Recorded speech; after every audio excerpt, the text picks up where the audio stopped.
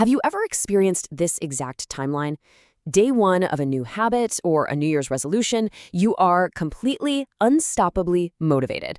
But by day 10, yeah, you're actively having to force yourself to do it. And by day 20, you've just stopped entirely. Look, if you're nodding along right now, I need to tell you something incredibly important. Abandoning that resolution by day 20 does not mean you're weak. It literally doesn't mean you lack willpower. It just means you, honestly, most of us fundamentally misunderstand what motivation actually is and how our brains use it. So, welcome to This Explainer. Today, we're going to completely dismantle the toxic, guilt-inducing myths surrounding our drive and willpower. We're going to dive into the actual psychology and neuroscience of behavior change, unpack exactly why motivation is a totally unreliable strategy, and most importantly, uncover what actually sustains our behavior over the long haul. Once we wrap this up, you're going to realize why basically everything you've been taught about willpower is completely backwards. Let's get right into it. All right, part one, the great motivation myth, state versus trait. Treating motivation as a fixed character trait, like some static battery inside of you, is pretty much the very first mistake we make. We tend to look at highly proactive people and think, oh wow, they just have the motivation trait, and I just don't. But science actually shows us that motivation is a highly fluctuating state. It's incredibly dependent on your current biology, your emotional well-being, your environment, and even your perceived progress. It naturally ebbs and flows, right? When you view it as a fixed trait, running out of it feels like this profound personal failure. But when you correctly identify it as a temporary state, well, you realize it's something you can manage, expect to lose, and strategically work around. Which brings us to part two. Extrinsic versus intrinsic drive and the overjustification effect. Okay, so there are two main types of drive you can tap into. Extrinsic drive relies on external rewards, things like money, status, or praise. Now, extrinsic rewards aren't completely useless. They actually act like a massive sugar rush. They are absolutely fantastic for rapidly jumpstarting a brand new behavior. But just like a sugar crash, they actually undermine long-term engagement. Intrinsic drive, on the other hand, comes from within. It's grounded in genuine curiosity, personal meaning, or just the sheer joy of the task itself. And that is the kind of motivation that's steady, grounded, and actually survives the long haul. Now, what's really fascinating is how these two types of motivation can actually fight each other. It's a phenomenon called the overjustification effect. Basically, if you take an activity you already naturally love doing, and suddenly someone starts paying you or rewarding you for it, your original internal drive actually plummets. You start doing the activity exclusively for that external reward, rather than the love of it. Real-world research brilliantly illustrates this. When paid volunteers are introduced to a charity, they actually end up giving less of their time than the completely unpaid volunteers. Why? Because the introduction of that external reward completely destroyed their intrinsic love for the task. Crazy, right? So how do we foster that durable intrinsic motivation? Well, according to the self-determination theory developed by psychologists Deci and Ryan, there are three core psychological needs that must be met simultaneously to sustain true motivation.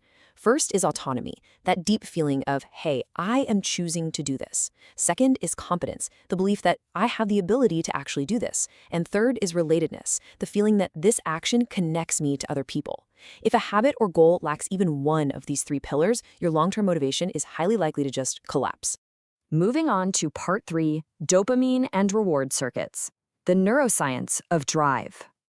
We usually think of dopamine as the chemical released when we get a reward, right? But actually, scratch that, it's really the chemical of anticipation. Motivation is largely driven by your brain anticipating something good. Let's track the tragic life cycle of a New Year's resolution through this exact lens. On day one, anticipation is sky high.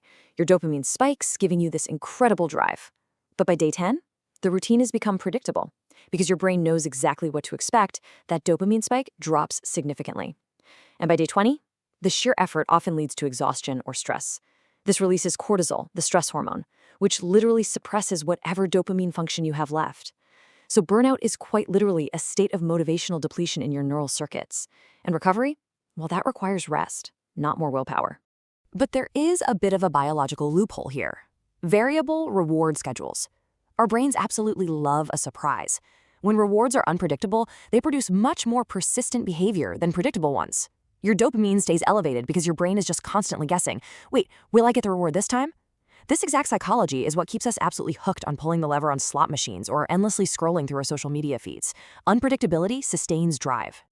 And this brings us to another vital piece of the puzzle, known as the progress principle. Teresa Amabel's research found that the single biggest motivator in daily work isn't some grand vision or a massive bonus. It is simply making meaningful progress. Small, visible wins sustain far more motivation than massive, distant goals. Every single time you see a small piece of progress, your brain gets a hit of dopamine, which perfectly refuels your drive for the very next step. All right, part 4. Action precedes the feeling. Why waiting for inspiration is backwards.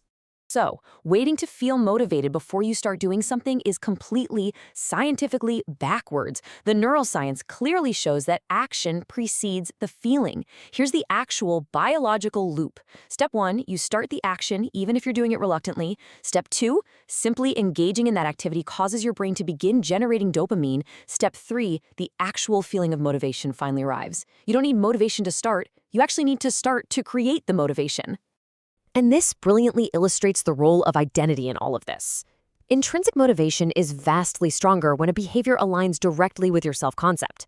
Look, if your focus is purely on the target, like I want to write a book, that motivation is incredibly fragile. It relies entirely on a distant, hard-to-reach outcome.